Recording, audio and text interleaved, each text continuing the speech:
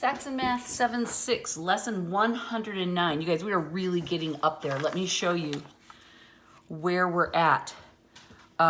Today is the 19th. Yes, today is the 19th. So this homework is due today. These are the lessons I taught you last week. So that means we're starting in on the last 3 lessons of the year.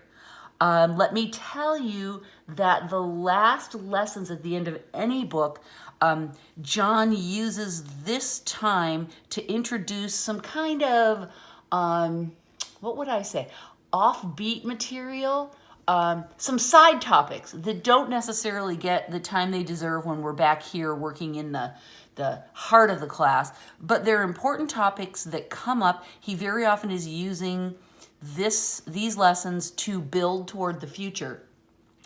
So I say that just to give you a heads up that some of the lessons that we cover in the next 3 weeks, including today, may feel a little offbeat, may feel a little quirky, may feel a little weird. Stick with me. Trust that there's a method to John's madness and to my madness, and just enjoy the ride. It's going to feel a little different, and that's okay. All right.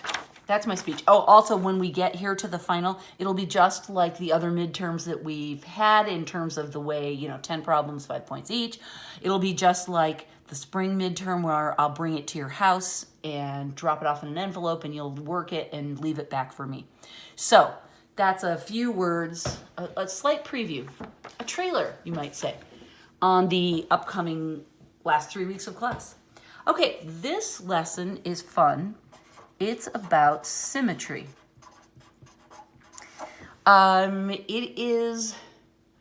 It's no secret, but sometimes students aren't aware of it yet, that art and math are extremely closely related,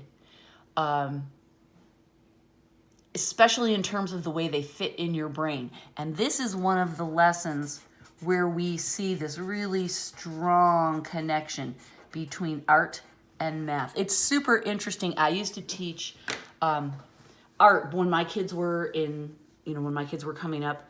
I not only taught math to them and their friends, but I also taught art, and I love to teach them back to back because it's so interesting to see how students' brains can benefit by doing this together. I often recommend to my students now, either before or after you get ready to tackle some math homework, do some art, do some drawing, paint something, sculpt, get the Play-Doh out. The other thing that I really recommend is when you're doing your math, listen to music. But here's the part that makes it a little trickier. No lyrics.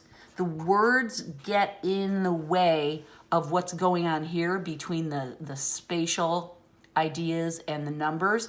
And having spoken words in there confuses this connection. So find some music that you enjoy that has no lyrics. It's just the music.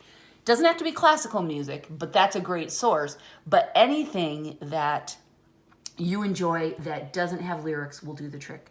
Okay, now I'm ready to talk about symmetry and exercise the art part of your brain. A figure is symmetrical if it can be divided perfectly in half and the two halves mirror each other. A butterfly is symmetrical. A lot of things in our homes are symmetrical. Lamps are symmetrical. Chairs, kitchen sinks are mostly symmetrical. Those are 3-dimensional objects. We're going to look at 2-dimensional objects because we can draw them on our pages. And what is interesting for us in mathematics is to find the line of symmetry. And I'll show you what that looks like. Here is a simple rectangle. And I'm going to draw it twice. Pretend it's exactly the same. It's not, but that's okay. We want to draw in this a line of symmetry so that we're dividing the shape into mirror images. And here's one way to do it. I draw a line perfectly down the middle. Now, if you can pretend that one of those is a mirror image, you see it works. You can, don't pretend it's a mirror image, just pretend it's two halves. If you take the part above the line and flip it over below the line, it fits exactly on top of it, right? It's exactly the same. That's how we know it's symmetrical. And I can also draw the line of symmetry like that. That is not perfect. I'm too close to this side, but you get the idea. If I fold this over onto this side, then I have another symmetrical division. And again, this isn't a hard concept to grasp, but we call that dividing place the line of symmetry. Okay? Now, rectangles are pretty basic. Let's try something a little more interesting.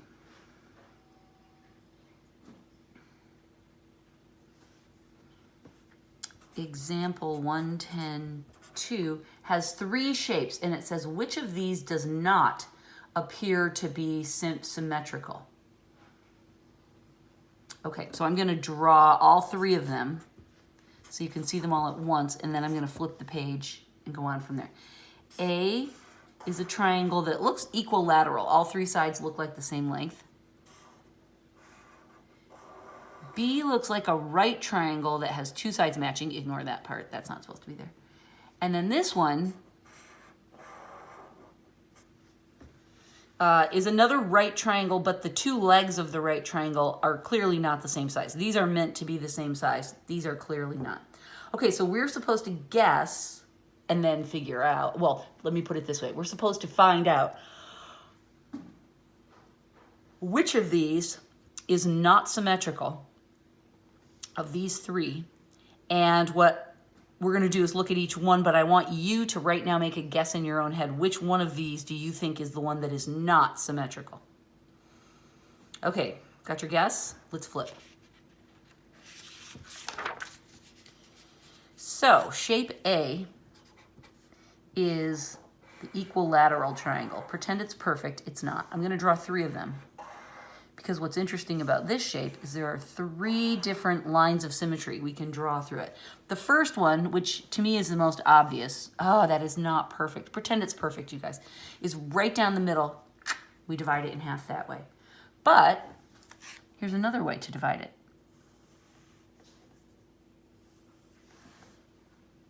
Right? These two sides, again, if it was drawn absolutely perfectly, you would see it without question. But going through that angle, or pretend there's a third line of symmetry, because those two halves are mirror images of each other. Okay, so clearly A is not the one that's asymmetrical. Here comes B. Ready?